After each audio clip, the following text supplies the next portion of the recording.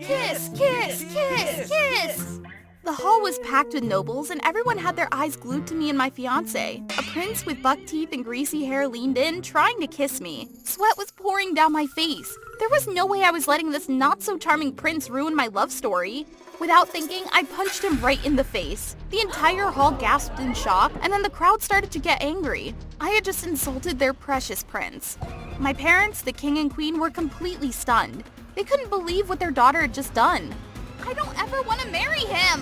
What did you just say, princess? I snapped out of my daydream, realizing I was still sitting in the royal classroom. My little sister Lydia, sitting next to me, was giggling. Shut up, Lydia. I zoned out again, staring out the window. I had no idea that my real-life prince was about to turn my world upside down. Hi there, I'm Isabella, a princess of a small European country. My life had always been filled with etiquette lessons and the constant pressure to uphold the royal family's honor. But I was only 15, and you know the most important thing for a 15-year-old princess? Finding a super dreamy prince to marry. But reality, as it often does, had different plans for me. You're going to marry the Prince of Eldoria. The marriage has been arranged, but don't worry, he's cute. I haven't even met him yet. Does cute mean handsome? What if he's not like the charming princes I've always dreamed of?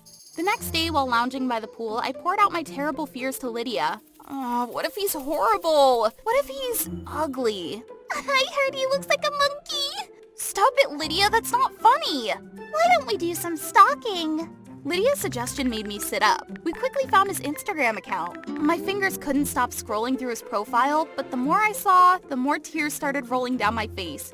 He looked exactly like what I feared. Lydia couldn't stop laughing.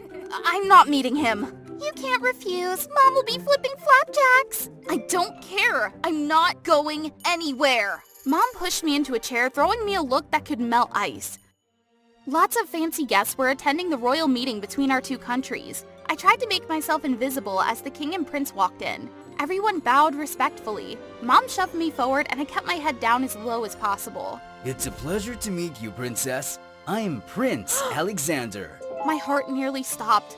Not out of fear, but out of sheer shock. This prince didn't look anything like the one we stalked online. He was tall, with striking blue eyes, and a smile that could melt butter. I turned to Lydia standing next to me, who was also wide-eyed with surprise. The guy we stalked is his brother! Over there! A wave of relief washed over me. Alexander looked exactly like the prince I dreamed of in my childhood fantasies. Soon enough, we became a couple, and being with him was pretty awesome. We went on dates, explored the kingdom, and attended grand royal balls together. Everyone said we were a perfect match, but even after months passed, I still felt a bit lost in Alex's world.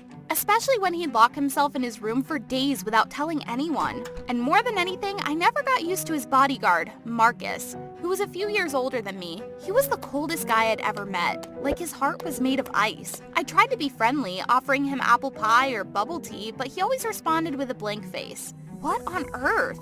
He seemed to be everywhere, a silent shadow that never left Alex's side. As the wedding day got closer, Alex started locking himself in his room more and more. He was too busy with some secret project that I knew nothing about. Even though I was getting more suspicious, I tried to accept my fate. I kept telling myself that I liked Alex a lot, gave him space, and just hoped he would share something with me. But right before the ceremony, everything changed. Alexander vanished without a trace, throwing everyone into chaos. The royal family decided to keep the news under wraps, fearing a scandal. No one would take my calls except for Marcus. What happened? Weren't you always by Alex's side? Except at night, princess. He was gone when I went to his room this morning. I dropped my phone, unable to stand from the shock. I searched for him in every nook and cranny, but every path led to a dead end. My desperation grew with each passing day. One evening, after yet another fruitless search, I collapsed onto the sidewalk in defeat. A coin dropped in front of me and I looked up startled to see a couple. Poor thing, she's beautiful but broke. I'm not a beggar. No one in this country knew I was a princess. Did I really look that pathetic? As I turned a corner, I spotted a familiar figure sneaking through the shadows. Marcus, wait up! Princess Isabella? What are you doing here? You're looking for Alex too, aren't you? Shh, follow me. Marcus led me to his car and started driving away. Yes, finding Prince Alexander is my duty. Let me come with you. No, I'll handle it alone. I'm taking you back to the palace, and tomorrow you'll return to your country. After that, Marcus refused to answer any of my questions or pleas during the entire ride. Was he even human, or some kind of robot running on a bunch of gears? But that very night, I received a call from Marcus, for the first time ever. Princess Isabella, I need your help. To find Alex? Of course, but when? Right now. What? It's the middle of the night. Okay, the princess' room is heavily guarded. I need you to go in and find more information, because I'm not allowed in there.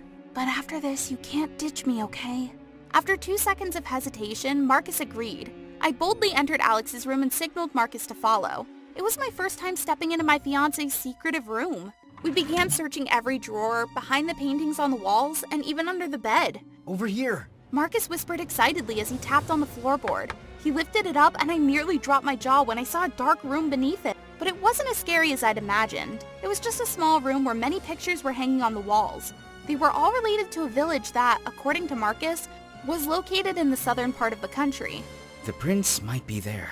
Then we're going there. The next morning we set off at the crack of dawn, and to avoid any royal gossip, we didn't tell anyone about our trip. The journey took us through bustling towns and quiet countryside, and finally stopped at the edge of a vast forest. We have to walk through this forest. The village is right on the other side, princess. You can call me by my name, you know. Yes, princess. I mean, Isabella. The trees were tall and dense. As we walked, a sense of unease washed over me. Something felt off about this place. Suddenly, a group of rough-looking men appeared. Hello there. You look pretty wealthy, don't ya? Bandits! Marcus immediately stepped in front of me. Stay behind me. As they charged, Marcus fought them off fiercely. After all, he was the prince's bodyguard, so I knew I could totally trust him. Before I could react, one of the bandits grabbed me by the neck. Stubborn, huh? Now, how are you gonna protect this little lady? Being a princess and having been trained in self-defense since childhood, there was no way I was going down without a fight. Yeah! I grabbed his arm and flipped him forward, sending him crashing to the ground just as Marcus took down the remaining bandits. He looked at me, seeming unable to believe his eyes. I gave a victory sign, but then noticed Marcus's sleeve was slowly turning red. You're hurt! It's just a scratch. We tied up all the bandits to a tree just before the sky opened up with heavy rain. Luckily, we managed to take shelter in a shallow cave. I helped Marcus sit down and started bandaging his wound. You looked pretty cool out there. You surprised me too. Piece of cake. We started a fire to keep warm, and as the flames danced, Marcus spoke softly. I've known Alex since we were kids. I understand him better than anyone else, and I want to find him. Not just because it's my duty, but because he's my friend. We'll find him. I found myself holding Marcus's hand as a way to comfort him, but then I realized how awkward it felt, so I quickly changed the subject, saying I'd go to sleep. We'll take turns keeping watch. Make sure to wake me up. I drifted off to sleep, feeling safe knowing Marcus was there, but I only woke up when bright sunlight hit my face. You've stayed up all night? You needed the rest. Now, let's go. He actually knew how to care for someone. We were almost out of the forest and I could see the smoke rising from the chimneys of the village in the distance. I got so excited that I started walking faster. Suddenly, my foot slipped on the wet ground and I tumbled down a slope, falling into a rushing stream below. Princess! Without a second thought, Marcus jumped in after me. His strong arm reached out to pull me to safety. He wrapped his arm around my waist and pushed me up onto the bank. But his unhealed wound took its toll, and just as his grip loosened, I grabbed onto his hand tightly. Marcus! Hold on to me! I struggled to pull his solid frame up onto the bank, feeling like I'd just won a national weightlifting championship. Marcus lay there motionless, his face pale. I slapped him hard, but he didn't react. I bent down to give him CPR, praying silently. Come on, Marcus, breathe, please. Seconds passed like hours, but finally he coughed violently, spitting out the water from his lungs. Isa, thank you.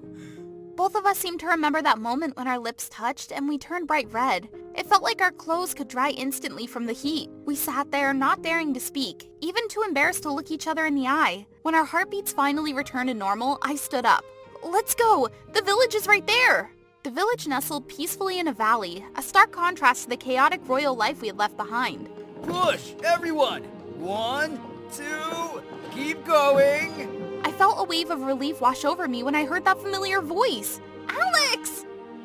He turned around, his face showing clear surprise. Isa, Marcus, what are you two doing here? We came to find you! We ran over to help Alex push the cart up the slope.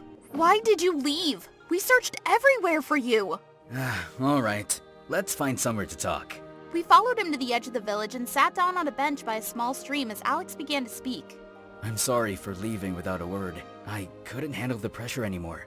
The expectations, the responsibilities, it's all too much. I feel like I'm suffocating. I know I'll inherit the throne one day, but I didn't think it would be this soon.